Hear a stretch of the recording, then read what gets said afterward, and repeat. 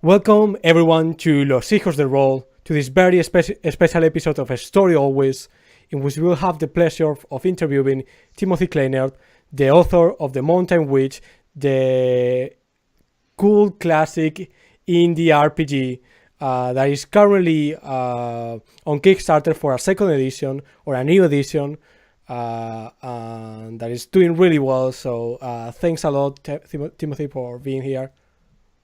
Oh, thank you so much. I'm so grateful for the opportunity. So to begin with, I think the first thing that we could talk about is a quick pitch of the game for anyone who doesn't know it or has heard about it but doesn't quite know what it's about, that kind of stuff. Yeah, so my quick little elevator pitch is that it's Seven Samurai meets Reservoir Dogs. If your audience knows those movies. The premise is that the players play a group of Ronin, or masterless samurai, who are hired they're hired to climb Mount Fuji and kill the mythical mountain witch that lives at the top. But each character has a secret past and a dark fate that haunts them. The fates are things like you've made a secret deal with the witch, or your worst nightmare is going to come to life, or the ever popular you want revenge on one of the other samurai. And the important thing about these fates is that they create these ulterior motives for why ulterior motives for the Ronin in the adventure. And then at the same time, this is the thing that also gets talked about all the time, is that the resolution mechanics for the game revolve around the use of trust. So at different points throughout the game, players have to numerically rate how much their character trusts the other members, and then based on that rating, the other members get to choose whether or not they're going to help or betray the trusting Ronin. So the game really is about this. The heart of the game is this dynamic where you have to trust one another in order to survive, but you can't trust one another because you all have these ulterior motives. And as you might imagine, lots of characters end up dead. I often boast that at least half of the characters are usually dead at the end of the game, usually at the hands of the other players. That's really nice. So how did the game came about? I know it was the product of a competition back in the day. I think I don't remember the name of the competition, but tell us a little bit about the origins of the game. Yeah, it was written for the Game Chef. This was back in 2004. That was the second year that that contest was running. The contest is still running today, and actually the game has a major international component now. I think they have an overall winner, but I also think they have different winners for different languages, if I remember right, or something to that effect. But that contest, you have 1 week, you have 7 days to write a complete RPG around some sort of a theme, using 3 out of 4 elements that they also provide. So the year that The Mountain Witch was written, it was a fantasy theme, and you had to use, the 4 words were assault, island, dawn, and ice. In the book, in the foreword to the book, I recount the whole story of my process of writing it. But basically, it seemed like a good contest strategy to sort of embed these elements into the character. So making them warriors, assault was sort of the obvious choice, and then over time, that sort of led me to this idea of either the martial artists or to the Ronin, and that the idea of Japan, the island of the rising sun or the island of the dawn, that came about that way. And then, it's interesting. If I'm honest, it's sort of like I just had all of these different ideas were floating in my head, and to a certain degree, I sort of just intuitively threw them together. So I had this idea of fate. I threw in this idea of fate and the idea that these characters would all have things, different motivations for why they were there. And then the trust mechanics, I have to admit that I didn't come up with the idea, right before the contest, there was another person, Rich Forst is his name. He had pitched this idea for a heist game, like a gangster heist game, where, if I remember right, his idea was that whenever, at any time, one character could offer to help another character, but in doing so, they would gain a point of trust, which they could then use to betray the character. And I sort of heard that idea, and like immediately that was very evocative to me. But I thought that like that's not really the way trust works, because the only purpose for helping someone is because you would then want to betray them later. So I thought, well, trust is proactive. You know, a person gives trust not knowing whether the other person is going to help or hurt them later. So I made that big change to the way that the rules worked. And remarkably, everything just really, really came together in a very sort of focused design. Do you think the process of writing for a contest in that like limited frame helped you develop the game, and how do you think it affected the mechanics of the system? Well, the way that it affected the design is because I had such limited time, that led me to really focus everything on just the very sort of bare elements. So I made the game to just be about one specific scenario, which is these Ronin climbing Mount Fuji, and I only included the rules that I had to. So I had the rules about the fates. I had the rules about sort of trust, and then the conflict resolution mechanics, and that's really all. Obviously, there are lots of details with all of those, but really those are all that comprise of the game. Then, how did you decide to take this game that you made for a contest and kind of produce it for a whole game that you were going to try to sell, and like a more complete product? Well, so the contest was held at the old Forge website, indie-rpgs.com. I mean, that website is technically it's still up, but it's been locked down. So you can go and you can read. There's thousands and thousands of posts there. It was a forum, but you can't post new ones. But anyway, the Forge was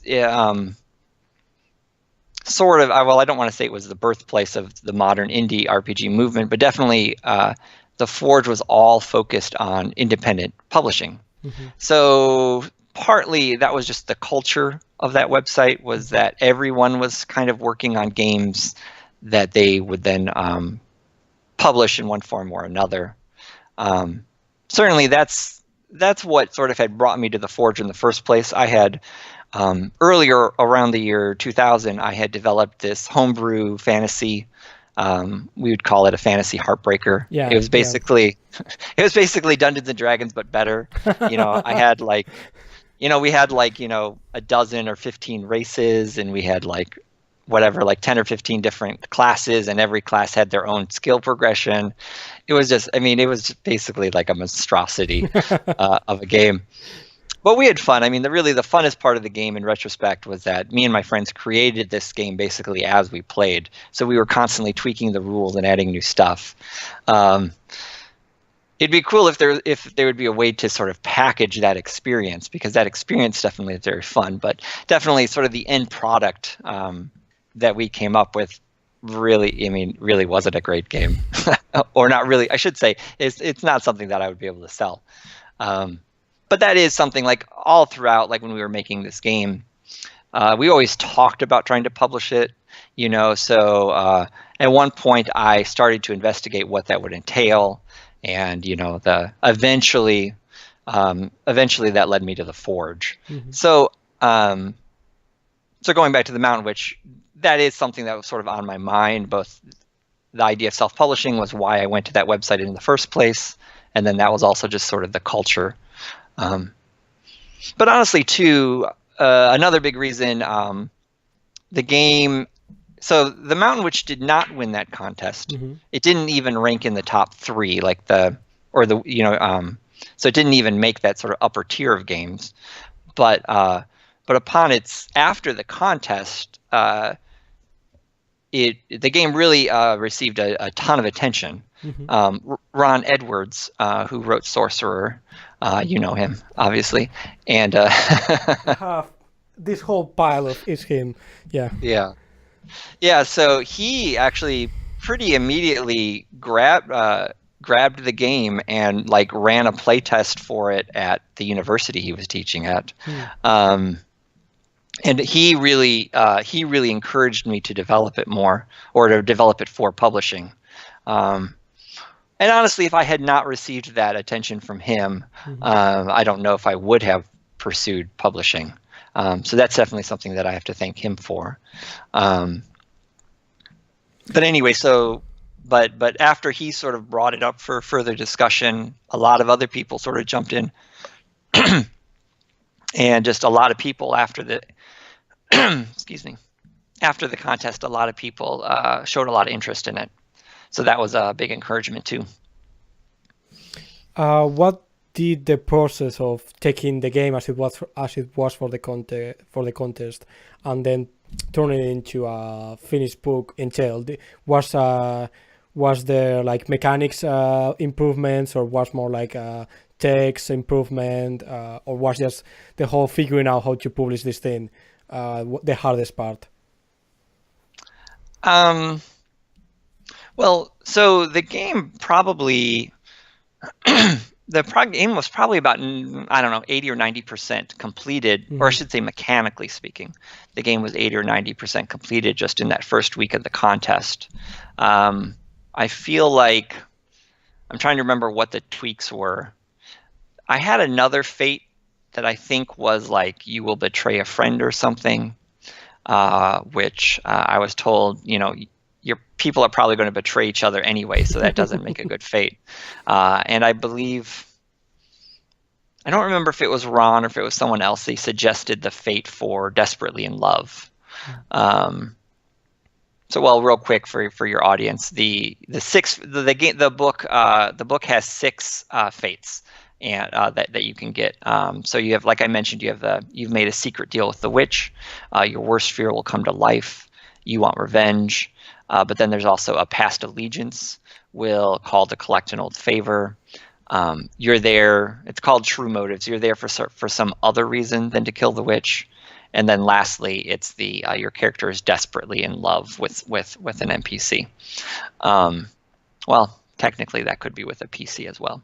But anyway, so someone, it might have been Ron or it might have been someone else, I don't remember, suggested that Desperately in Love fate, which I think was a really good addition. And I can't remember. I might have added one of the trust features. So your 3 main trust options that are you can it's called aiding, which is helping, betraying someone, and then you can also buy narration rights for that character using the trust that they give you. I might have added that narration one after the contest. But otherwise, pretty much the game, mechanically speaking, the game was the same after the contest as during the contest. Now, what ended up being hard is, and it's the thing that I think I didn't know before publishing a game, but actually turning a game from sort of a mechanical framework to a product that you can publish. That's really about developing the play advice. And that's because the original version of the Mountain, which I think was like 18 or 20 pages, and then I stretched that out for the final book is like 160 pages, or maybe if you're talking about text alone, that's probably more like 130 pages. But and that's the hard part. It's the advice, and one of the things, particularly for new designers, there's this idea that the aspects of play that are really intuitive to you tend to be the hardest to put into words. So I immediately knew how the game should be run, but it was sort of a big process to talk that out with people and sort of work out in words what the things were that you should do. How did you go to kind of iron that out, to translate your instincts when running the game into a text? Well, the oversimplified answer is playtesting. It's just both when I had to go and play it and I wrote down what I did, and then other people played the game, and through my interactions with them, sometimes they would make a suggestion, or probably a lot of it was just the talking back and forth that I would do with them. And I did a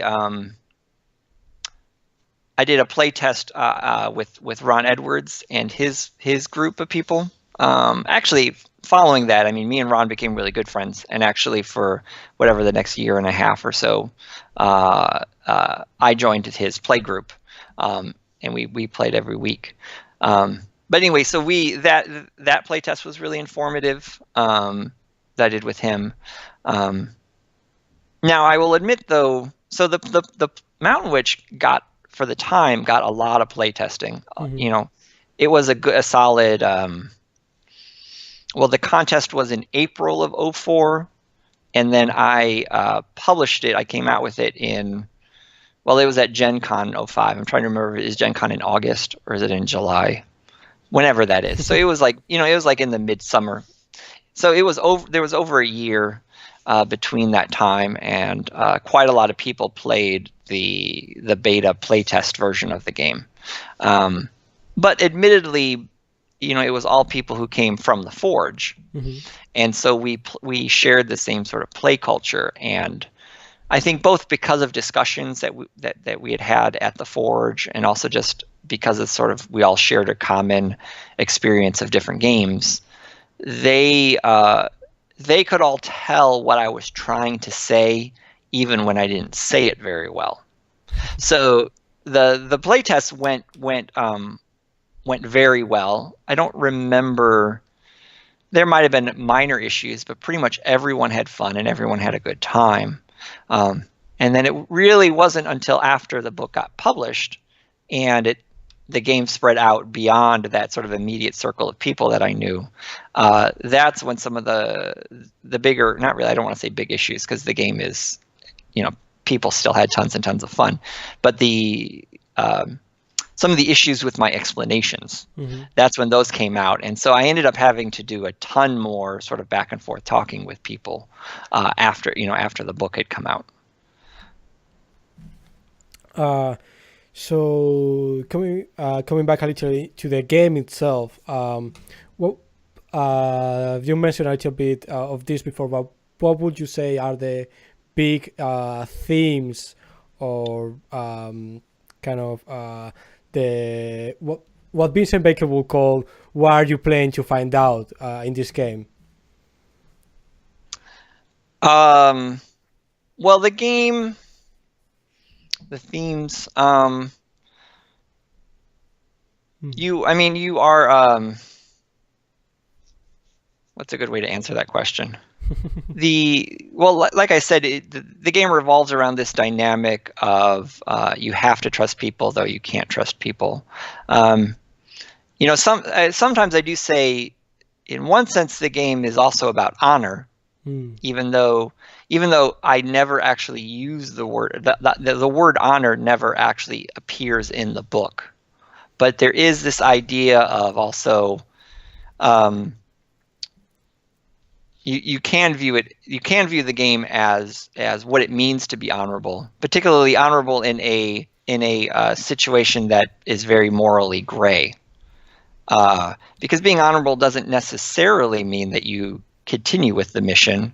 You may, depending on the way that your game goes, you may decide that the mission to kill the witch is actually the unhonorable thing or the immoral thing to do, or rather, whatever your fate is and whatever this ulterior motive is to do, you may decide that is more better or moral than killing the witches.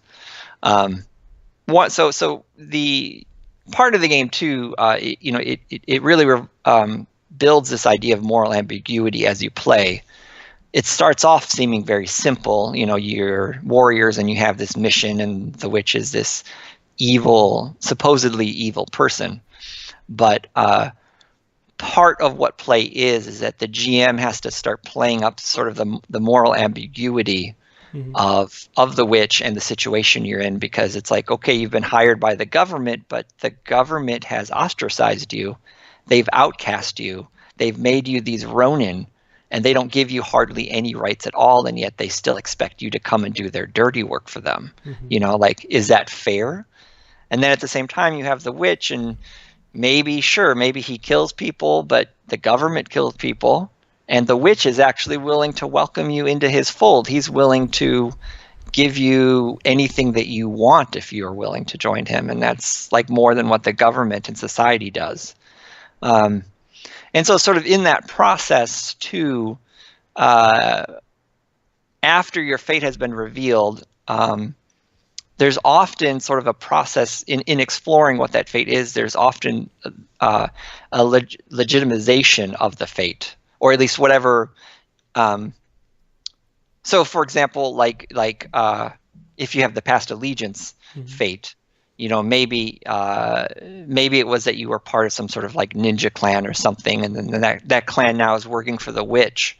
But in exploring that fate, you maybe developed that you had these really good friendship with these other ninjas, and maybe they regretted the fact that you had left, and they really do want to welcome you back as sort of an honest sort of member or brother, and so in that sense, that becomes a legitimate dramatic motivation for the character, So then it becomes less like, it's not just that like the mission is the good choice and the witch is the bad choice. It maybe becomes, you have these sort of two sort of gray things that are pulling on you.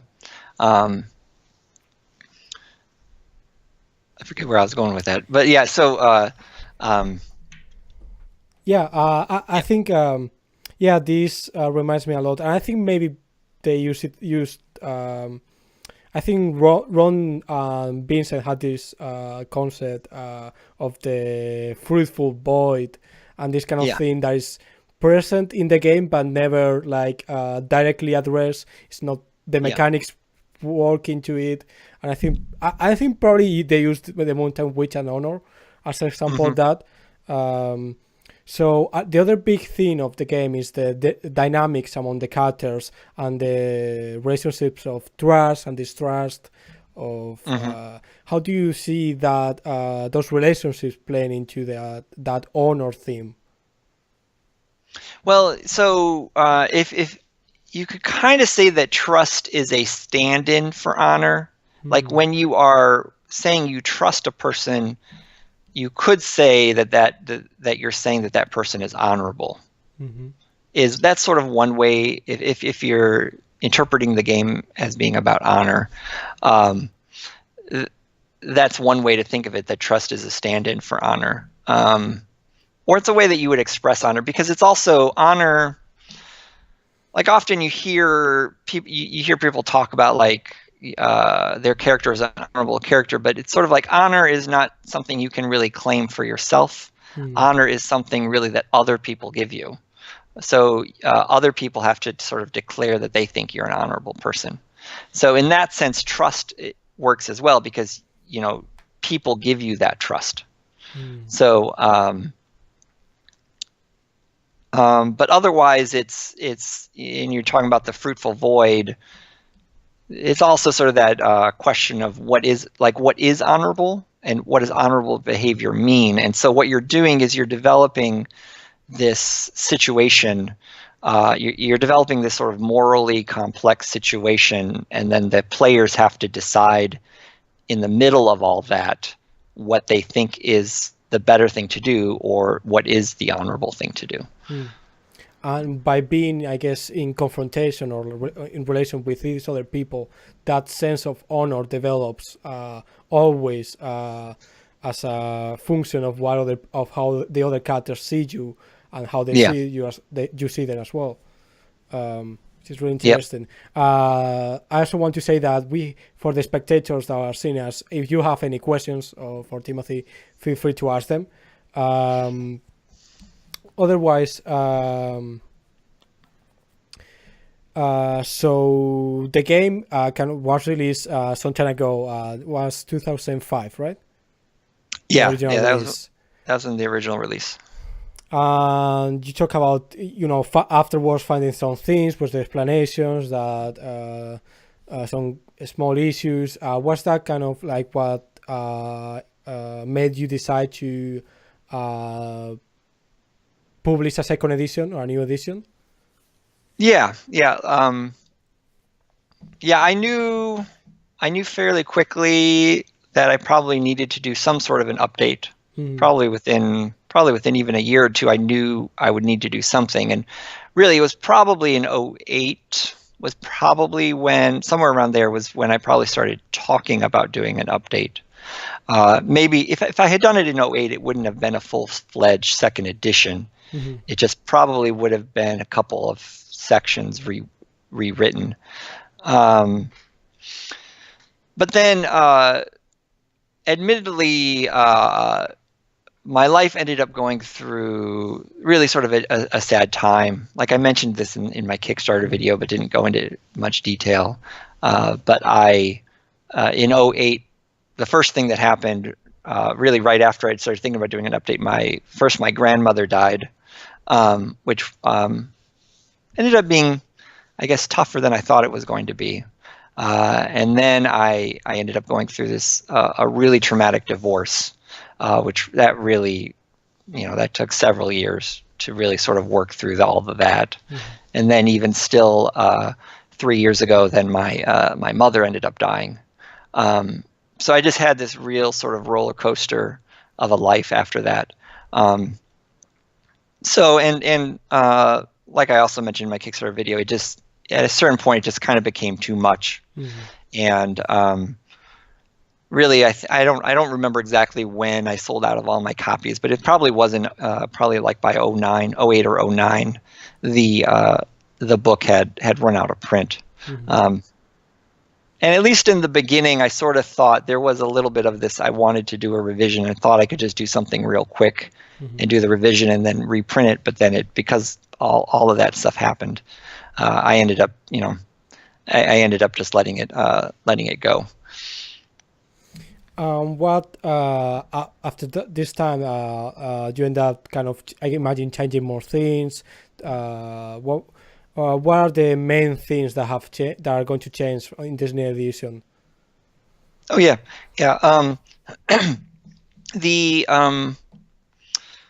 Well, at this point, a number of things. The rules wise, it's mostly the same. There are a couple minor tweaks. Let me think. There's a slight tweak with dueling. Like there's a dueling mechanic in the game. But now in the new edition, when you duel with someone, well, your character becomes weaker, but that gets into the way the damage works and the way. So monsters have 3 different strengths when you're fighting them, which dictates how tough they are, and the Ronin are the highest level. Without getting into all the rules, right? The Ronin are the highest level, but now when you duel, you automatically become the lowest level. And partly the other issues. So in resolution, the margin of success matters. And so if you were going to kill a person or kill a Ronin, a PC, you would one of you would have to roll a 6 and the other one would have to roll a 1. And mathematically, you have a very small chance of doing that. And so, admittedly, in the first version, the dueling mechanics ended up sometimes being anticlimactic, because you sort of really expected this big final, like, this is it, someone's going to either get killed or maimed or whatever. But admittedly, that didn't end up happening. A lot of the times you would get these sort of mixed successes, and sometimes you'd have to do like even 2 or 3 rounds of these a duel in order to really finish someone off. So Like that was a mind. So now by making your character weaker, you're pretty much guaranteed that you're either going to kill the person or you're going to receive a permanent wound, some sort of maim. You're going to be like scarred for the rest of the adventure. Otherwise, let me think. What are some other minor rules? And there's, well, I'm still tweaking the way that abilities are worked. But anyway, mechanically it's very similar, but the really big difference is in the advice for the game. One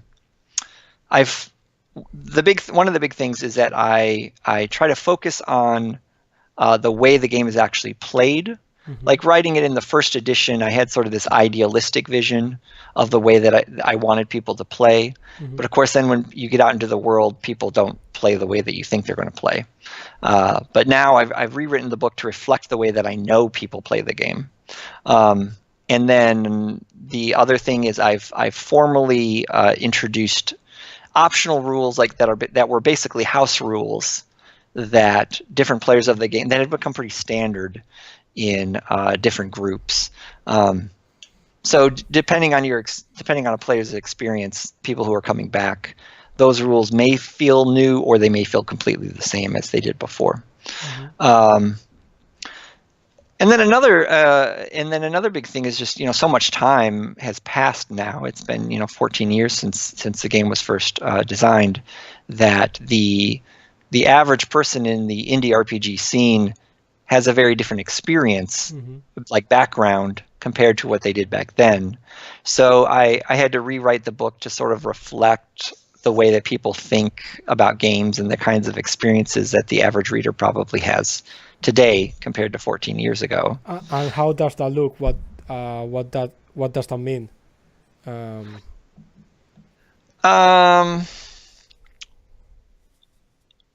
Let me think. Well, it's more than like, honestly, I felt a little bit like Apocalypse World sort of has cast a pretty big shadow on the indie scene. So to a certain degree, I've sort of tried to think like, what would someone who's familiar with Apocalypse World maybe think of the game? Though the Mountain Witch itself has influence. I mean, it was an influencer. I mean, Vincent made his pirate game Poisoned, and that was heavily influenced by the Mountain Witch. But then my understanding is that then his experience with Poison then led him into Apocalypse World. But that's a big one. I'm trying to think what are the other things. There's this whole issue now as well with the idea of conflict stakes. Yeah.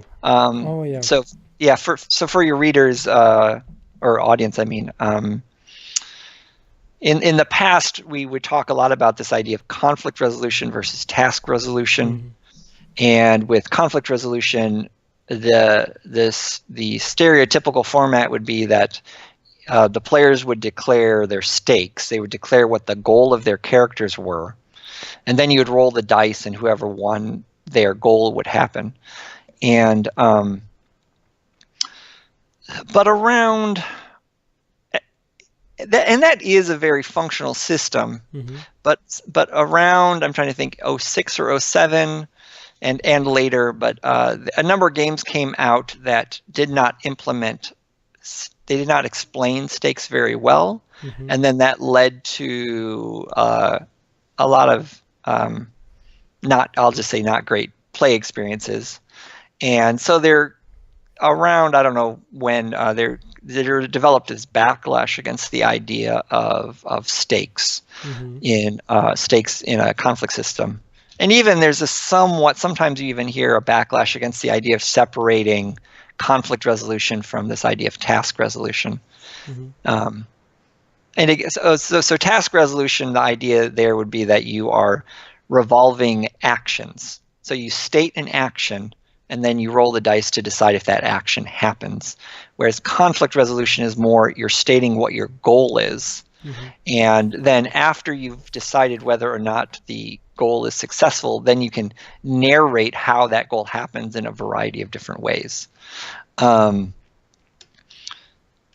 But the Mountain Witch uses stakes. It uses that that sort of model of declare your intent and then narrate the actions afterwards. And so that was sort of a tough thing. I went back and forth. Like I was consulting with Ron Edwards last year. I did it, and he sort of suggested, and a couple other people suggested, that I try to remove all language about stakes. But it's funny. I just couldn't get I couldn't work around that idea in my brain. I just couldn't figure out a different way to describe the way that the mechanics work without using that language. So I just did my best to explain the way that I think stakes need to be functional. I sort of I tried to downplay the word as much as I could, but the word and the idea is still in the game. So we'll see. We'll see how that goes over after the book is published. I guess the way I've seen it, the stakes, whatever name you want to call it, it's not just that they are efficient way to do conflict resolution. They cannot play with the themes of the game because you have opposing intentions, and people trying to get what they want, but if they fail, maybe they won't get what they want, and that whole dynamic, I think, to me, it feels very integral to the whole design. The design of the Mountain Witch. Yeah. It also goes along. So in the Mountain Witch, the Mountain Witch does not make a distinction between conflicts that fulfill a narrative goal and a conflicts that cause mechanical damage. And I make the first book did not. This is one of those things that was intuitive to me, but I didn't explain very well. But in the original book doesn't emphasize this point that conflicts can go both ways. But in the new one, I do. So there is also this idea too, where the idea that so you state sort of a general goal, but then you can sort of interpret exactly what that goal means later. That also sort of is important to the way that conflict works in the Mountain Witch. So now that you're publishing the second edition, is it a second edition? Is it a new edition? I'm not sure how you call it. I have been calling it a second edition. I don't know. It's a funny thing. Sometimes I was just going to call it, version 2, second edition. I don't know. So during these years of designing the new edition, how do you think the way you look at game design and the way you approach it has changed and evolved? That's a good question. That is a good question. How does my ideas? I probably when I first wrote the Mountain Witch, I probably focused more on the idea that you just run through the game and have sort of one problematic situation after another, sort of like bangs. Basically, you just basically run bang after bang after bang. Probably now I would emphasize more giving players room to have more quiet scenes, and I'm not doing a good job explaining this, but so in the last chapter of the game is the chapter that I talk about play advice, and that chapter has greatly been expanded in the new edition. But like I talk about the role, I have a brief section where I talk about somewhat in a theoretical sense, but talk about sort of the role of the GM, and I say that what the GM does is he does three things. He provides inspiration, he provides opportunity, and he helps build tension. And opportunity is just times when you are you're just giving the player creative space to basically do or say whatever they want, basically in that scene. And then inspiration is when you're providing thematically or dramatic, or just I should say just evocative material that the player may or may not use. And then lastly is the thing I mentioned before. It's like, tension, which would be what we'd think of like a bangs or other really sort of dramatic, like I said, tense felt or different dramatic pulls on the character. Because a bang is sort of like is contained within a scene for the most part. So again, for your audience, the bang is like.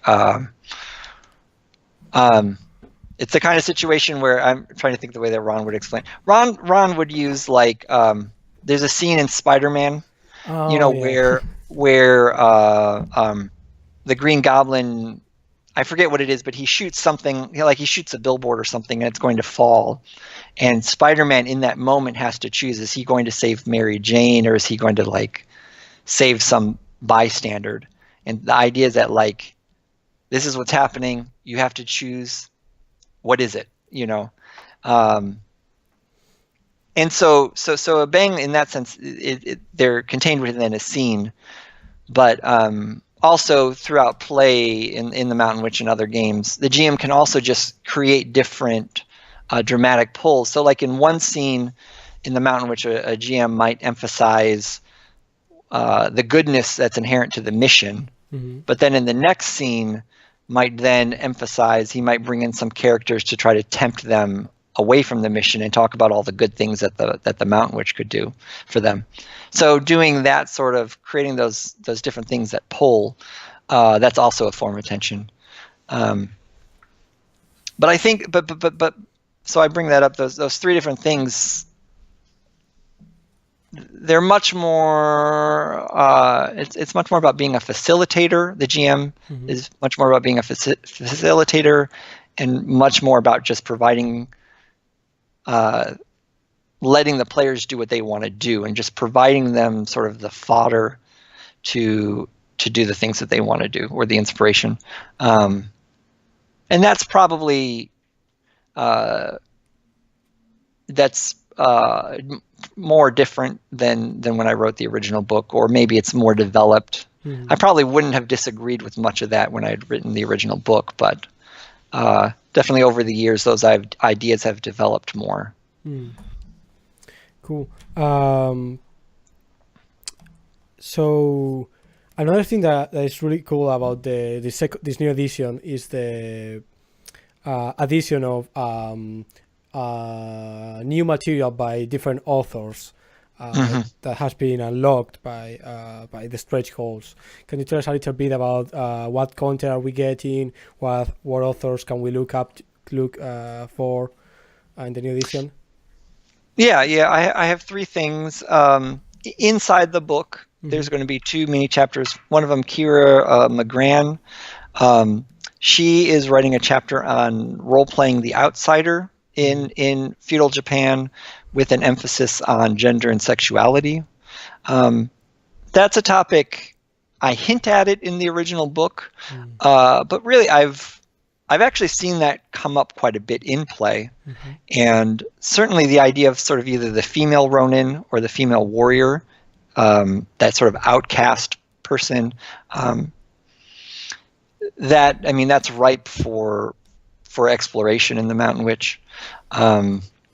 So I'm really, I went to her and asked her to do that. So I was really excited that she agreed to do that. And then I have Rafu Manzo, or just Rafu is usually what he goes by. He's going to be writing a primer on traditional Japan. We still sort of have to talk a little bit on what exactly he's going to talk about there, but he has his degree is in East Asian studies, and he knows quite a bit more about Edo period Japan than I do. So, so in the original book, I have little sections throughout the entire book where I introduce historical facts. A lot of those sections have been pulled out of the main chapters, and he's just going to write an entire mini chapter that in a more sort of coherent way that brings all of those things together. Whereas in the first edition, I just had these little paragraphs here and a paragraph there. So those two I'm really excited about. And then I'm going to be doing a digital only, a PDF supplement that has alternate settings. That one actually I wasn't planning to do, but in the lead up to the Kickstarter, I had a couple people offer to write up their alternate settings for me, and then I had a number of people ask if I was going to include the alternate settings. So that became apparent that I think there's a lot of interest in that. So for that, I will probably write, and I guess you would say an intro, but I'll probably have a short section describing the things that you need to be thinking about if you're making up your own alternate settings. Cool. And then I'll have a number of alternate settings. I've had Willow, what's her last name? Starts with a P. I'm forgetting her last name. She runs the Forge Midwest gaming convention. She said that she would be interested in helping out with that. And then I have Arnold Cassell. I don't know if he's actually published anything, but he's a huge fan. He's like one of these people that have played the game way more than I actually have. He also said he'd be interested in writing up a setting, or at least helping out. Arrow. I'm trying to remember. I'm forgetting everyone's last name now. I know who he is. I don't want to attempt to pronounce his last name because I want to butcher it. But yeah, he's the author of the Solar System, right? You mean the Yeah.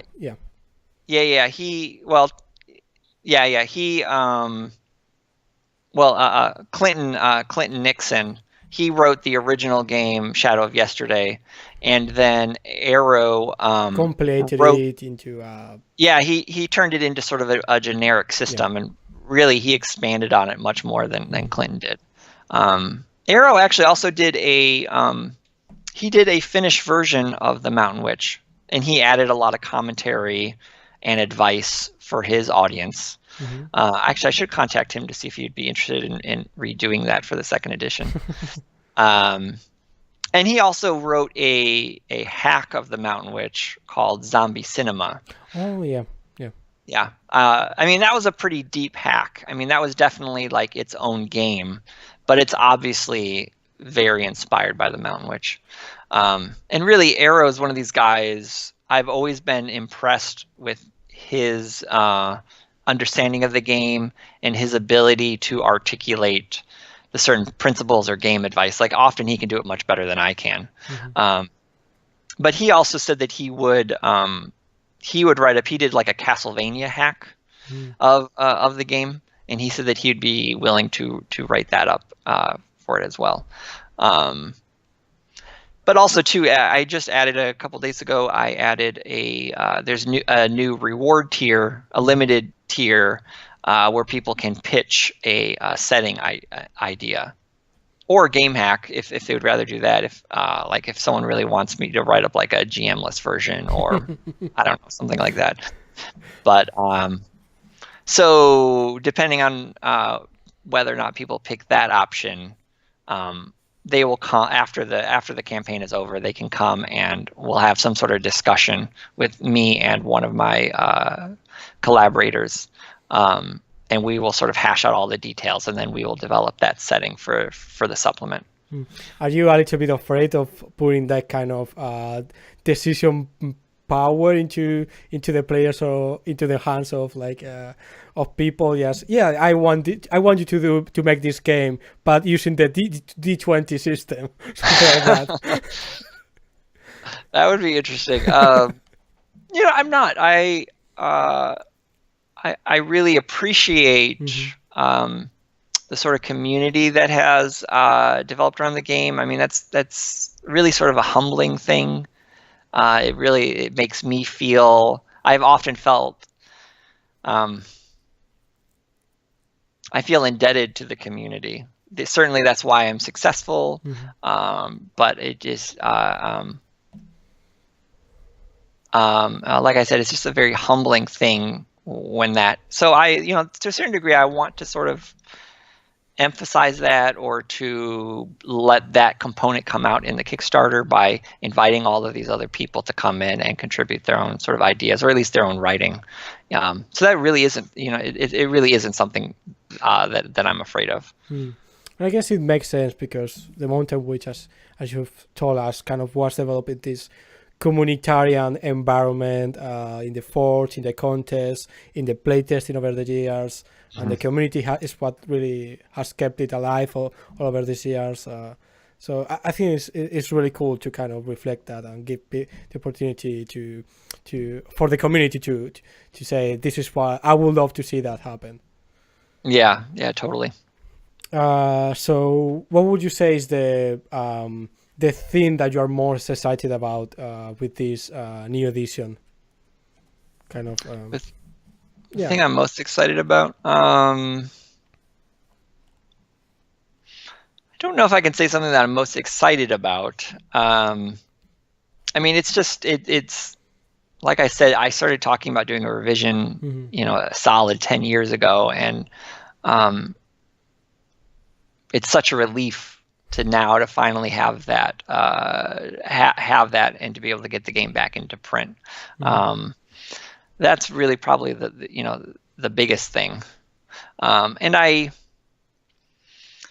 there is sort of that element, because I knew sort of the weak points of the book in the past, and it also feels good to finally be able to put out a version that, well, at least hopefully will, correct those shortcomings that the old book had. And like I say, I know the game works in play. Like, so many people have included the Mountain Witch in some of their sort of best role-playing experiences ever, and so it almost feels like it's my writing that's the shortcoming of the book. So it feels good to be able to fix those things, or to further develop the things that were underdeveloped in the original book.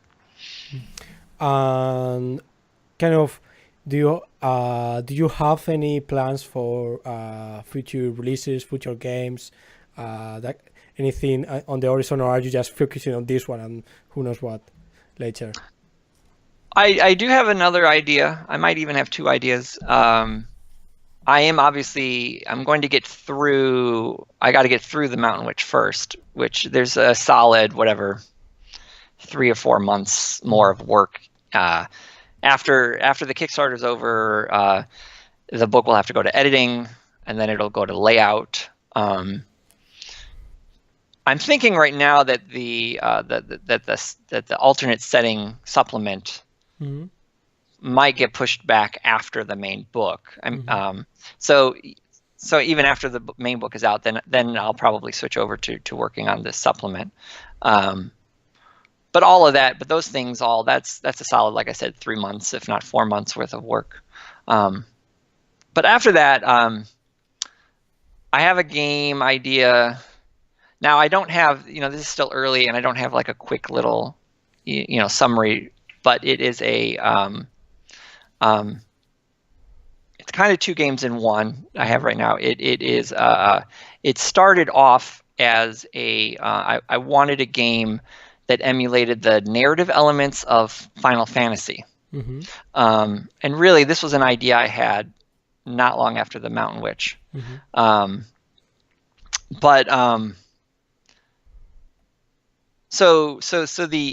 the one thing, and most of that original version was trashed, but one of the things that sort of stuck with me when you talk about Final Fantasy, and are you familiar with the Final Fantasy video games? A little bit. I've only played a couple of them, so the really old ones. Yeah. So one of the things I realized is that if you're talking about what is Final Fantasy, Final Fantasy is mostly every game has a new setting, but it has different elements that get repeated in the setting, in each setting, right? There's always a character named Sid. There's always two sort of comedic characters named Biggs and Wedge. There's always chocobos and airships and trains. There's lots of stuff.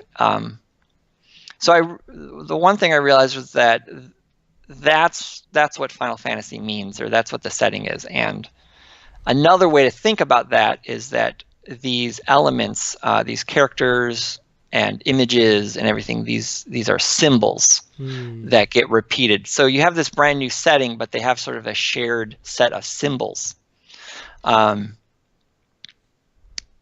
then that also led into, I also did, for a couple of years, I was trying to develop a story now video game, which that would be like an episode unto itself to talk about that. But the use of symbols and how you could use symbols to communicate meaning became sort of a big deal in my thinking about that. So that progression then, eventually I about 5 years ago, I think, I'm trying to think of maybe 6 years ago, 6 years ago, I re-picked up this idea for the Final Fantasy game, and I forget why this came up, but I decided to use tarot cards, because the idea of how you interpret the symbols on the tarot cards to create a sense of meaning. So this Final Fantasy game, it's not really a Final Fantasy game, but what started out as a Final Fantasy game. I would, as you might imagine, every session or chapter or something like that, I would use the tarot cards to create an oracle, like in A Wicked Age, one of Vincent's games, which for your audience, in Vincent's game, In a Wicked Age, he had just like a whole bunch of, just his long lists of words or different elements, and you rolled some dice and you got like these random things, like you would have something like a dying princess, a snake's poisonous bite, and like a mad wizard. And so you'd get these random things, and then you would use that as a seed for play. So the idea is you would use the cards to do that, and then you would also use the cards to do some sort of non-numeric scene resolution. So you would take the meaning of the cards and you'd interpret what that would mean for conflict resolution. But the big idea, that's kind of, I think, if ever you start talking about doing a game based on tarot cards, like that stuff isn't that innovative. My big innovation, the idea is that though, you wouldn't use a normal tarot deck, but you would actually create the deck as you played, and you would give the cards meaning as a response to the game that you were playing. So the minor arcana, so you have like two kinds of cards. You have the cards with the pictures, which is what everyone knows about, but then you also have the minor arcana, which are basically like a playing deck. And each of those cards would have like 2 or 3 slots, and you would put words on the card, and so that becomes the meaning of the card.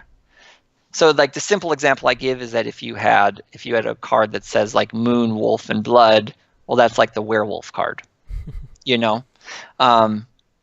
So there would be some sort of process where you would populate the cards with words, and those would be the words that you would use for scene resolution and all that.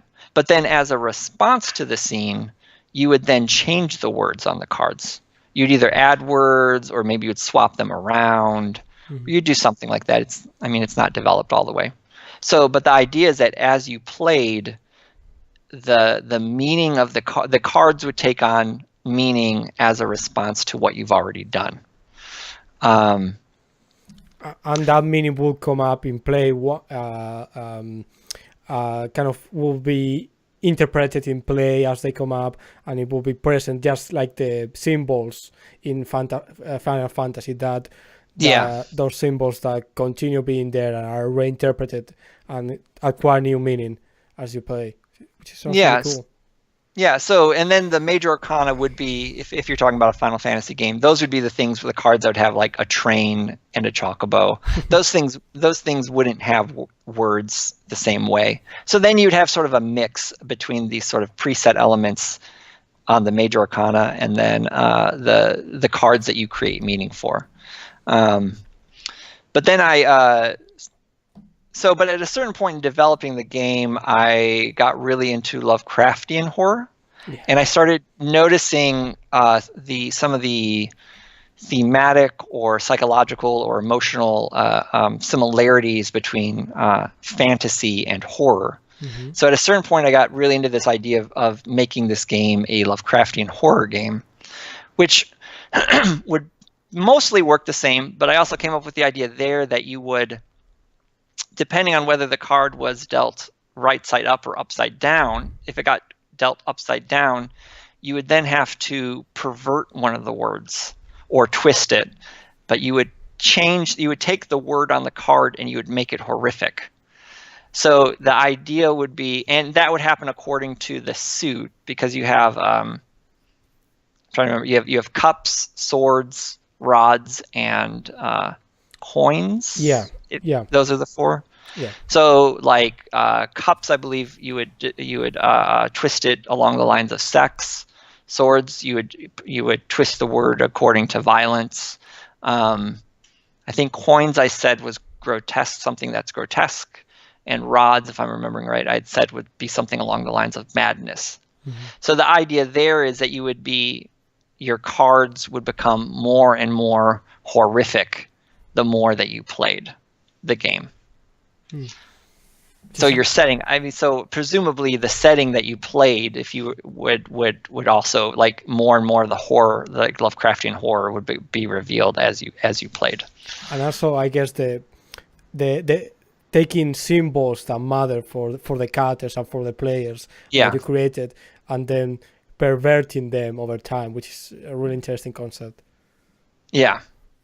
So like I said, like 5-6 years ago or 4 years ago somewhere, I forget exactly when that happened. I did a bunch of development there, but I had a lot of trouble coming up with, like, well, what sort of a pattern do I lay down to make the oracle? Like, what kind of information did I need? And then also, like, what kind of information would I need to do sort of this scene resolution? And that sort of prevented me from really being able to playtest the game.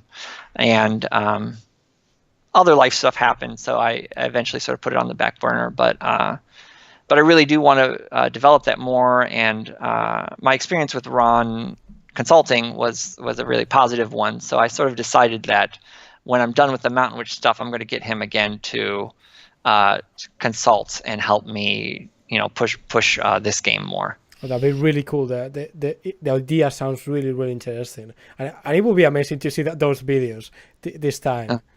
Yeah. So I think I think we could kind of end the interview here, more or less. So for the people out there, I've left the link to the Kickstarter in the chat.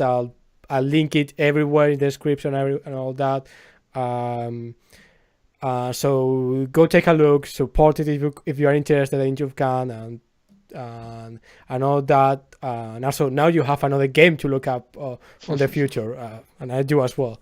So thanks a lot, Timothy, for being here. Oh, thank you so much. For everyone else, thanks a lot for being in the chat, and I hope you like this video, and I hope to see you soon. Particularly for the Spanish-speaking people, I have a game tomorrow. Bite Me, werewolves, sexy, violent, sexy. So yeah, see you all soon. Thanks a lot, and see you next time. Bye.